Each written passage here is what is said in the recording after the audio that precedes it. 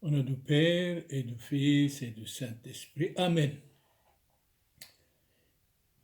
Frères et sœurs dans le Christ, frères et sœurs dans l'humanité, ici Monseigneur Charles Clément Boniface dit Père Samuel, prêtre de l'Église syriaque orthodoxe, vous salue. Aujourd'hui, nous allons encore parler de la vie. Mais nos discours, nos homélies ressemblent comme vous entrez dans un grand jardin, il y a tant de fleurs. C'est à vous de choisir la fleur qui vous convient. La vie.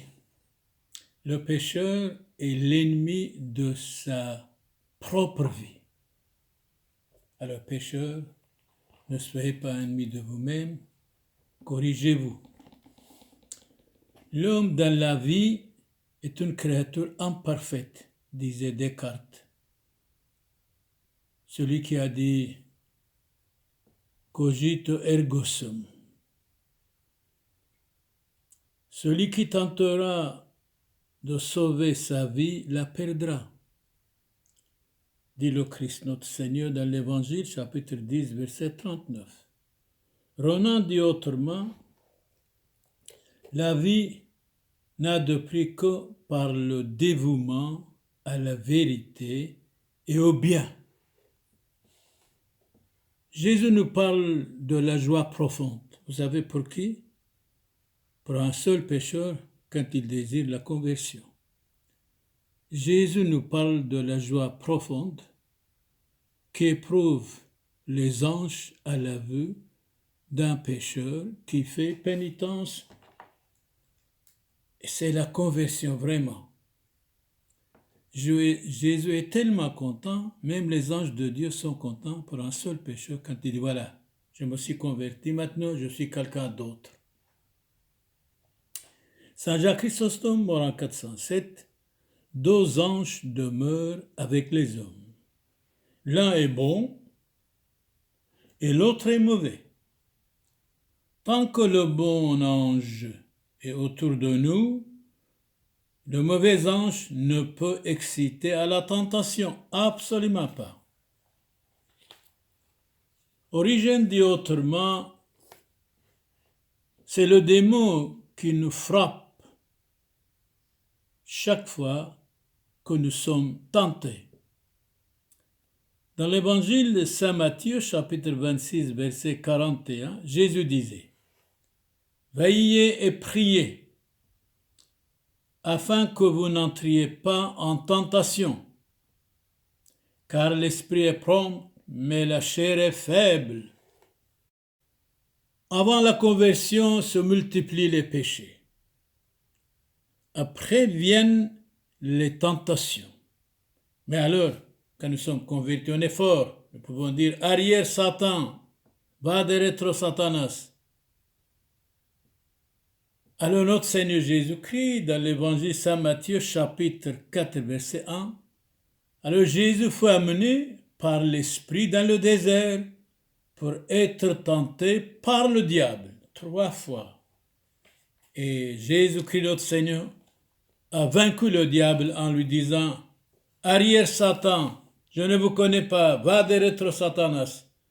Et Jésus était tranquille, c'est valable pour chacun de nous.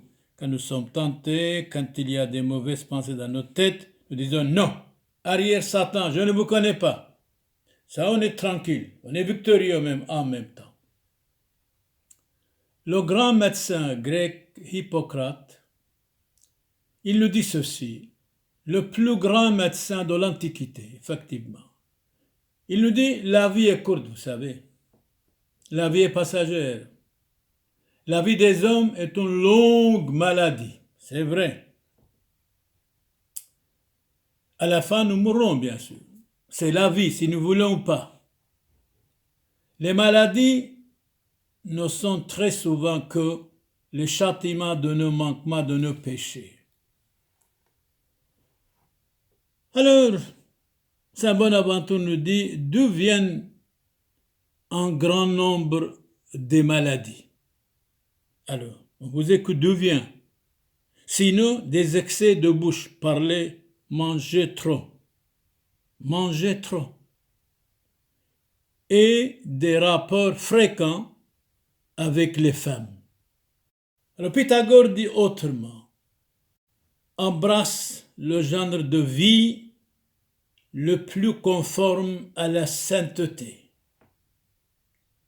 Il est peut-être le plus pénible, d'accord, mais par l'habitude, il devient vraiment le plus agréable. Cette auberge sans route qui s'appelle la vie, disait André Malraux, mort en 1976. Lamartine dit autrement, voilà toute ma vie. Qu'est-ce que c'est toute votre vie? Aimer, chanter et prier. C'est magnifique, c'est valable pour chacun de nous. Vous nous donnez des leçons vraiment. Paul Claudel, mort en 1955, vous êtes là, Seigneur, pour moi c'est assez. Pour moi c'est suffit. En entrant dans la cathédrale Notre-Dame de Paris, il priait comme ça. Vous êtes là, Seigneur, et c'est assez, mon Dieu, ça me suffit. Dans l'évangile de nouveau, Saint Matthieu, Jésus dit, chapitre 21, verset 13, Jésus chasse les vendeurs du temple. Il a dit, ma maison sera appelée une maison de prière, mais vous en faites une caverne des voleurs. Je le comprends, la maison de Dieu ne doit pas être pour les bagarres ni pour les théâtres. Non, doit être pour la prière. Saint Jacques, chapitre 5, verset 15 nous dit, si vous avez des malades, appelez le prêtre. La prière de la foi sauvera le malade. Ça s'appelle l'onction des malades, onction d'huile, avec l'huile sacrée. Bien sûr, il faut appeler toujours aussi 3 médecins. C'est très important. Quelqu'un, quand il vient chez moi, je le conseille. Allez appeler, consulter 3 médecins, ça vaut la peine. Platon dit autrement, dans les combats de cette vie, nous ne pouvons vaincre si Dieu ou ses anges ne viennent à notre aide. Saint Augustin lui répond, s'éloigner de Dieu, c'est tomber. Rester avec lui, c'est se tenir debout. Tiens, un empereur de Rome, Marc Aurèle, il nous donne des conseils. Pourtant, il a, à un moment donné, voulu persécuter les chrétiens. Et il disait, les chrétiens sont des imbéciles, ils aiment leurs ennemis. Et après, il dit, excusez-moi, non, ils sont des sages. Ils sont des saints et des saintes. Il applique la parole de Christ, parce que Jésus a dit, aimez vos ennemis, priez pour ceux qui vous persécutent.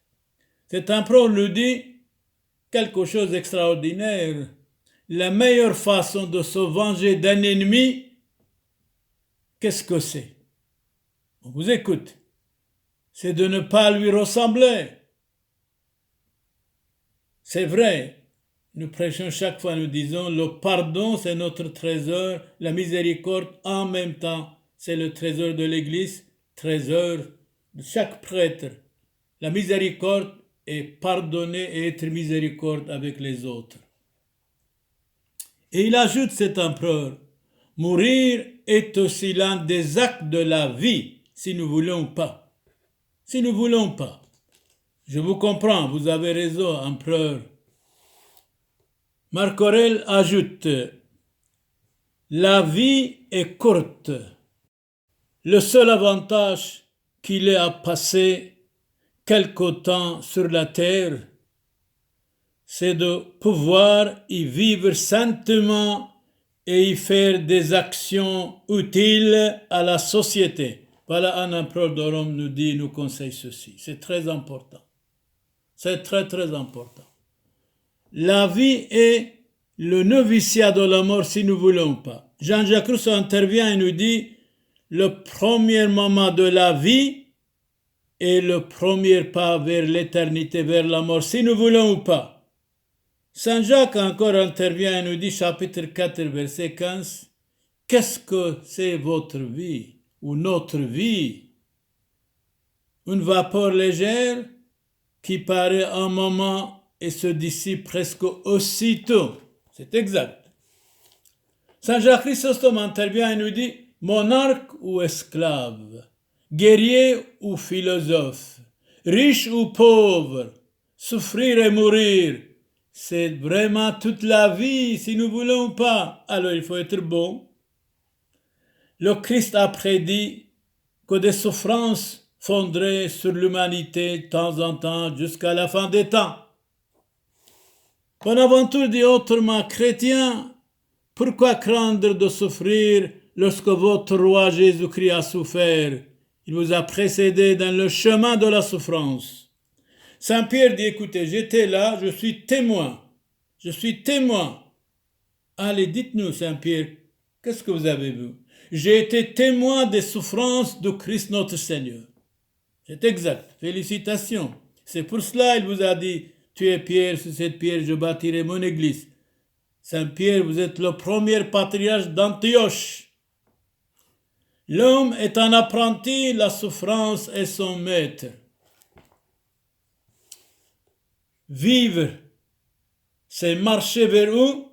Vers l'éternité, vers la mort, si nous voulons ou pas. Alors Saint Bernard nous donnait quelques conseils, mort en 1153. Pour bien vivre, il faut savoir garder sa vie, l'ordre, la charité fraternelle, l'humilité, l'ordre envers soi-même, la charité fraternelle envers le prochain et l'humilité envers Dieu Tout-Puissant éternel qui nous a créés. Saint François de Sales, mort en 1622, nous dit autrement, la plus longue vie n'est pas la meilleure, mais celle qui est le plus occupée au service de Dieu Tout-Puissant éternel. Saint Ambroise dit autrement, servir Dieu, c'est régner. Il n'y a pas de plus grande dignité que de servir le Christ notre Seigneur. C'est exact. Balthazar Gracien, mort en 1658, d'origine espagnole, en grand savant, un homme qui te poursuit te fera moins de mal qu'une femme qui te suit. Pour vivre, laissez vivre. C'est vrai, il y a de braves femmes aussi, de saintes femmes aussi. Pour vivre, laissez vivre. Il fait allusion à l'avortement, de ne pas tuer les enfants par l'avortement. C'est exact. Dans la Bible, chapitre 23, verset 26, Exode, avortement. Il n'y aura dans ton pays ni femme qui avorte, ni femme stérile.